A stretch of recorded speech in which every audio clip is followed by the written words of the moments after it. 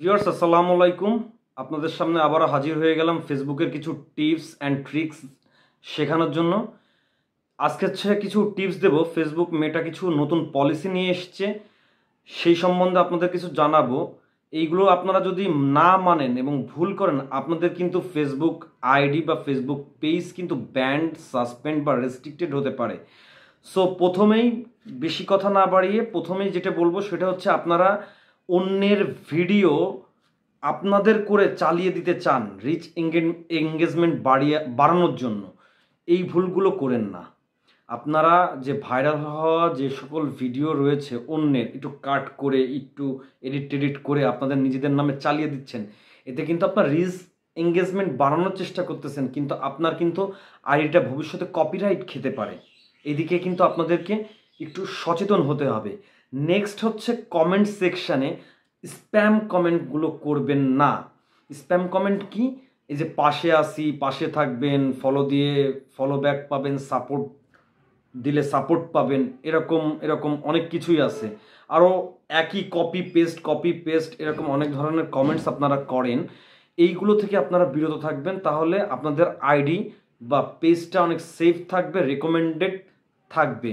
তারপরে হচ্ছে 3 নম্বর যে পয়েন্টটা, সেটা হচ্ছে যে আপনারা মিউজিক দেওয়া থেকে বিরত থাকবেন। কেননা যতক্ষণ পর্যন্ত না আপনি মিউজিক রাইটস পাচ্ছেন ফেসবুক থেকে, ততক্ষণ পর্যন্ত আপনি আপনার ভিডিওতে কখনো কোনো মিউজিক দিয়ে ভিডিও বানিয়েন না। এতে কিন্তু কপিরাইট ইস্যু আসতে পারে, আপনার আইডি রেস্ট্রিক্টেডও হতে পারে। এবার অনেক সময় 4 নাম্বার পয়েন্ট যেটা, সেটা হচ্ছে অনেক সময় আমরা ব্যাকগ্রাউন্ড মিউজিক ইউজ করি আমাদের ভিডিওতে। আমরা এত কষ্ট করে মনে করেন ভিডিও বানাই, কিন্তু তাতে এই যে ব্যাকগ্রাউন্ড মিউজিক দেওয়ার কারণে কিন্তু অনেক সময় কপিরাইট ইস্যু বা রেস্ট্রিকশন আসে। হ্যাঁ, এইগুলো থেকে আমরা কিন্তু বিরত থাকতে হবে। 4 নাম্বার গেল। এবার হচ্ছে 5 নাম্বার পয়েন্টটা হচ্ছে, আমরা অনেকে এসে যারা স্টার সেন্ডার আছেন তাদের কমেন্ট বক্সে গিয়ে আমরা হচ্ছে ডিরেক্ট স্টার চাই। এটা কিন্তু আপনার আইডি বা পেজের ক্ষতি হতে পারে, এ থেকে আমাদেরকে বিরত থাকতে হবে। 6 নাম্বার পয়েন্ট হচ্ছে, আপনারা কখনো ভুল ইনফরমেশন ছড়িয়ে দেওয়ার চেষ্টা করবেন না। ফেসবুক যদি এইটা বুঝতে পারে, তাহলে কিন্তু আপনার আইডি বা পেজটা ওরা রেস্ট্রিক্টেড বা ব্যান করে দিতে পারে। যতই আপনি মনে করেন মনিটাইজেশন পেয়েছেন, যতই যা কিছু হয় হোক না কেন, আপনার কিন্তু পেজ বা আইডি কিন্তু তারা রেস্ট্রিক্টেড বা ব্যান করে দিতে পারে।